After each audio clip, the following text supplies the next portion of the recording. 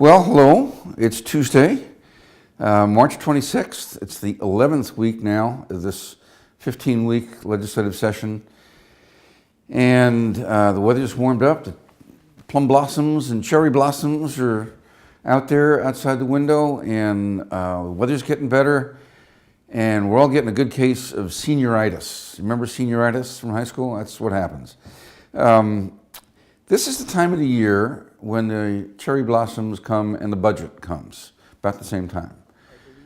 We just had the last revenue forecast that precedes the budget, and it shows that we're going to be up a little, down a little. It's not a big change.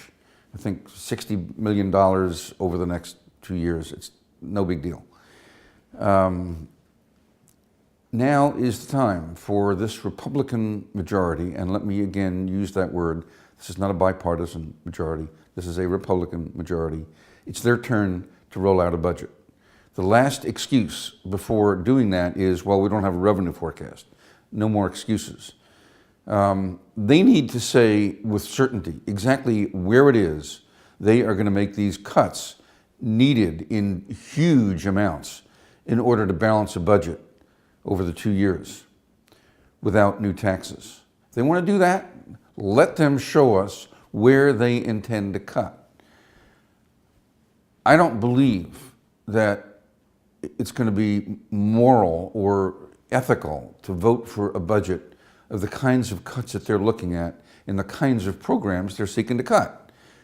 Largely, our problem is with K-12. Now, you'll recall from the last time we discussed this, that the Supreme Court said we got to pay for K-12 in a way that we've not been doing, and they ordered us to come up with some money, $1.4 billion. I don't think we're going to come up with $1.4 billion, especially not if we don't do it with taxes. But enough of that. I don't want to spend this whole time ranting at you about taxes, because I do that enough.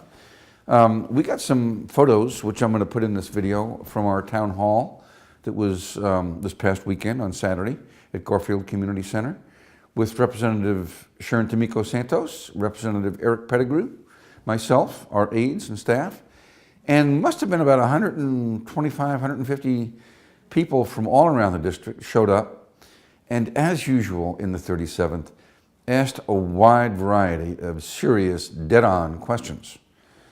I think we had some decent answers for most of them, but there was one that stumped me about, is this state government reflective of an American culture that favors corporate power over personal power? All I can say is right on. You're on that. What can government do about it other than fight back around the margins? Well, that's what we're doing.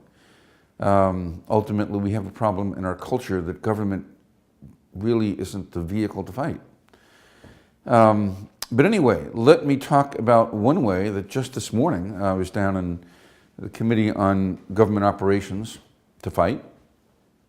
And that's an issue that has to deal with corporate funding of elections. Citizens United and the decision that the Supreme Court made two and a half years ago that has spawned a wellspring of movements in the grassroots all over this country, here too, to overturn, to ask Congress to amend the Constitution, to write back into the Constitution the right of every state, as we had before, and Congress itself, to regulate the money in politics. I think this is going to be an uphill battle, but I think it's winnable. If I didn't, I wouldn't be choosing this fight. This is a fight which, with a lot of effort and a lot of grassroots organizing, we can win. We can tell the current Republican majority in the Senate, just as we successfully told the Democratic majority in the House, that money and politics, not so much. That we need to allow at least a regulation of the amounts and to make sure that there's full disclosure, both of those things. And the resolution that we ask Congress to look at, or we hope to send to Congress, will ask them to look at both of those. All those pictures that you just saw about our town hall meeting are about citizens actually coming about to ask their elected representative questions, to get answers, to commit us to the dotted line to some pledge of some statement, to air their interests, to be heard. You can't be heard effectively by your co-citizens when some other voice is drowning you out at every turn. If we are to have this god-awful rule that money is speech and speech is protected and therefore money cannot be regulated, then we're going to lose that.